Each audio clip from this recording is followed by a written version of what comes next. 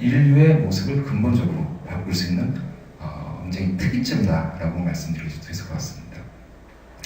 결론적으로 이런 새로운 환경 변화 그리고 기술 발전은 정부한테, 우리 정부뿐만 아니라 다른 나라 정부한테도 여러 많은 도전 과제들을 던지고 있습니다. 그러나 한편으로는 이러한 기술 발전들은 정부 또는 공직사회에게도 새로운 접근 방식을 제시하면서 과거와는 다른 정부 형태, 조직 운영, 인사 시스템을 요구하고 있다는 겁니다.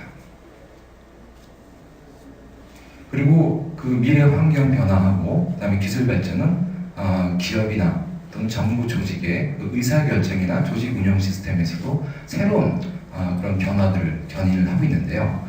먼저 의사결정 시스템과 관련해서는요, 디지털 그 모바일 기술의 급속한 발전과 보급에 따라서 국민들의 의사를 실시간으로 반영하는 소위 그 온라인 정당이 이제 등장할 수 있을 것 같고요. 그리고 국회의원이라고 하는 그 정치 중개인의 소멸을 의미하는 디지클래스입니다. 그다음에 개인들의 힘이 강화되고 국가나 의회, 정당, NGO들이 서로 협력하고 권력을 공유하는 페타클래스. 그리고 전문성과 자율성을 갖춘 민간 독립기구들이 정부를 대신해서 아까 말씀드린 기후변화라든가 인권 이런 문제들을 해결하는 코스모크라시. 그 다음에 가상현실을 활용을 해서 정책의 결과로 나타날 미래의 모습을 시민들이 미리 체험할 수 있게 해서 국민들의 그런 지속적인 그런 피드백을 반영해서 정책 결정을 하는 그런 그 사이버 클래스. 그리고 아까 말씀드린 고령자를 위한 고령자민주주의 셀버 클래스. 이런 의사결정 시스템들이 새롭게 나타나고 있습니다. 사실 조직 운영 시스템과 관련해서는 이미 민간 쪽에서는 상당히 오래전부터 그 관료제나 계층제에 대비되는 여러 가지 운영 시스템들을 도입을 하고 있는데요. 가장 대표적인 게 바로 에도크라시입니다.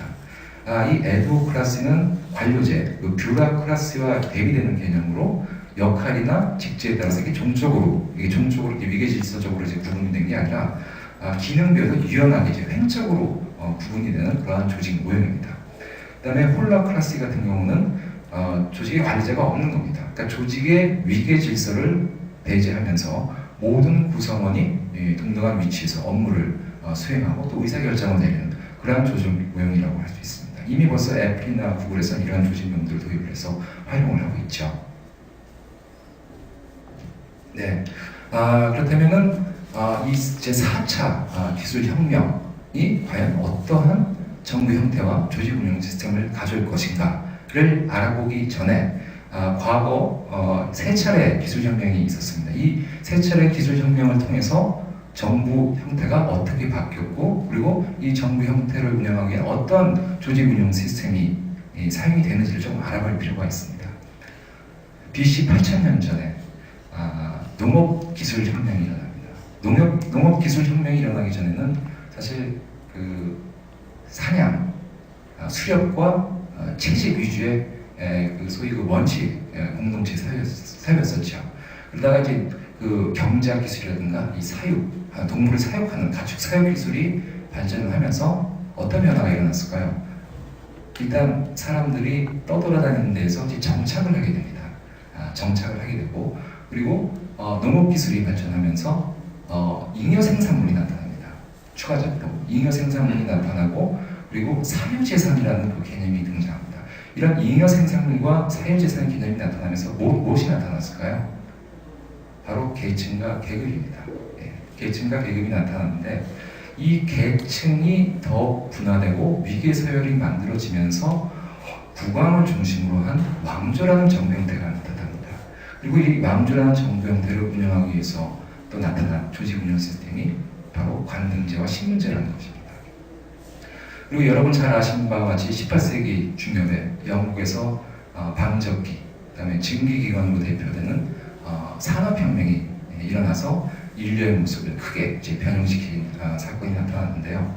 먼저 그 산업혁명, 그러니까 이 기계공업의 급속한 발전으로 인해서 이 기계 자본을 소유한 자본가들이 더욱더 많은 부를 축적을 하게 됩니다. 그러면서 여러분 잘 아시는 바와 같이 부르주아와 프롤레타리아라는 계급이 나타나죠. 소위 무산계급과 유산계급. 그리고 이러한 그 산업혁명은 당시 시민혁명과 이 결합이 되면서 소위 근대 정부와 근대 국가가 취해나는 계기를 만들어냅니다. 여러분 들어보셨을 거예요. 막스 베버라고. 그 독일의 사회학자 막스 베버는 이 관료제가 산업화 사회의 가장 효율적인 조직 운영 시스템이라고 얘기를 합니다. 그 기계 산업이 이제 발전을 하고 또 이런 기계 산업에 기반한 경제가 발전하면서 사람들은 이 소위 능률과 이 효율성에 대한 인식이 고취가 되게 됩니다. 그러면서 이제 관료제가 나타나는 거죠. 사실 관료제에 기반이 되는 고도의 분권화, 규격화, 전문화 같은 게 산업사회의 굉장히 대표적인 특징이라고 할 수 있겠죠. 그러다가 우리는 또 한 번의 20세기 중반에 기술혁명을 경험하게 됩니다. 인터넷, 컴퓨터, 네트워크로 대표되는 소위 정보통신 혁명과 정보사회의 도래겠죠. 이 정보사회 도래로 인해서 우리는 어떤 변화를 경험했나요? 먼저 그 경제적인 측면부터 한번 말씀드리자면요. 그 기존의 노동과 자본이 중요한 경제 자원이었죠. 그러다가 정보사회가 도래하면서 정보와 지식이 경제 주요 자원이 됩니다. 그리고 그 금융 자본들이 이 글로벌 네트워크하고 연계가 되면서 그 식물 경제를 이제 압도하게 되는 거죠. 그리고 정치적으로도 네트워크를 통해서 시민들이 정치 참여가 확대되면서 민주주의도 발전하게 됩니다. 이 정보통신 기술은요, 이 정부와 행정 시스템에서도 새로운 변화를 가져오게 됩니다. 대표적인 게 바로 전자정부의 출현입니다. 사실 전자정부를 도입할 당시 사람들이 거는 기대는 많았습니다. 정부는 보다 투명해질 것이고 행정 서비스는 보다 신속하고 효율화되지 않겠느냐. 물론 전자정부가 도입됨으로 인해서 정부도 많이 투명해졌고 그리고 행정 서비스도 보다 빨라졌고 또 효율화된 건 사실입니다. 그럼에도 불구하고 아직까지 이 관료제나 계층제가 갖고 있는 그런 병리 현상들이 남아 있습니다. 대표적인 게 그 정부 부처 간 칸막이, 그다음에 저생산성, 비능률성 이런 것들은 아직까지 해결이 안 되고 있다는 거죠. 왜 이런 것들이 해결이 안 됐을까요?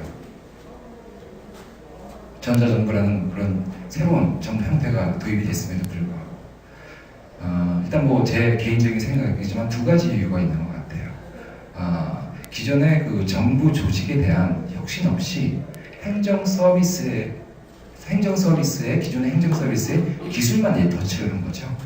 이게 첫 번째 이유고, 두 번째는 전자정부라는 그런 형태가 도입되었음에도 불구하고 기존의 정부 조직은 그대로 놔두고 그리고 관료제를 계속 유지했다는 거죠. 하와이 대학의 그 미래학자 짐 데이터 교수의 표현을 빌리자면 말이 끄는 마차에 GPS나 내비게이션을 그런 격이었던 것입니다. 그래서 아직까지도 여러 가지 이런 관료제의 이런 병폐들이 남아있다는 거. 그렇다면 이런 4차 인공지능 혁명을 통해서 이런 기술 발전이 과연 미래에는 어떤 정부 형태와 운영 시스템을 가져오게 될까요? 물론 미래에는 정부라는 것 자체가 없어질 수도 있습니다. 그렇지만 우리가 예상해 볼 수 있는 것은 이런 인공지능 기술을 이제 활용을 해서 미래의 정부 형태는 지능형 정부로 발전되지 않을까라고 예상을 해볼 수 있습니다. 특히 우리는 이제 그 비트네이션이라는 그 글로벌 가상 국가에서 미래 정부 형태의 하나의 실마리를 발견했습니다. 현재 그 비트네이션이라는 그 국가에서는요, 현재 그 오프라인 정부가 하고 있는 일부 기능을 블록체인이라는 그런 국가 운영 체제를 통해서 수행을 하고 있습니다. 블록체인은 여러분 잘 아시는 그 비트코인 이런 그 디지털 화폐를 이룬 그 분간 기술인데요. 뭐 사망이라든가 출생, 혼인, 신고 같은 이런 행정 서비스를 포함해서 법률, 교육, 안전 등 이 국가 관리와 운영에 필요한 모든 것들을 지금 소프트웨어로 지금 운영을 하고 있다는 겁니다. 그리고 그 제너릭 알고리즘을 이용을 해가지고요, 실시간으로 이 가상 국가의 시민들의 의견을 이제 수렴을 하고 그리고 정책의 결과를 이제 시뮬레이션에서 최적화된 의사결정을 추구하고 있다는 게 바로 이 비트네이션의 그 운영체제, 정부 운영체제입니다. 물론 이 비트네이션에서도 공무원들이 존재합니다. 그러나 이 비트네이션의 공무원들은 우리가 생각하는 일반 공무원과 달리 주로 시스템의 개발, 유지, 관리, 보수 이런 쪽을 담당하는 그런 역할을 하고 있습니다. 예, 그래서 이러한 그 세계적인 변화 환경 속에서 과연 그동안 우리나라의 정부들이 어떠한 역할과 책임을 가지고 발전해 왔는지를 한번 살펴보고 그 다음에 향후 미래에는 어떠한 정부의 책임과 역할이 필요한지에 대해서 조금 고민을 해보도록 하겠습니다. 먼저 이제 국가 형성 시기라고 제가 이제 여기다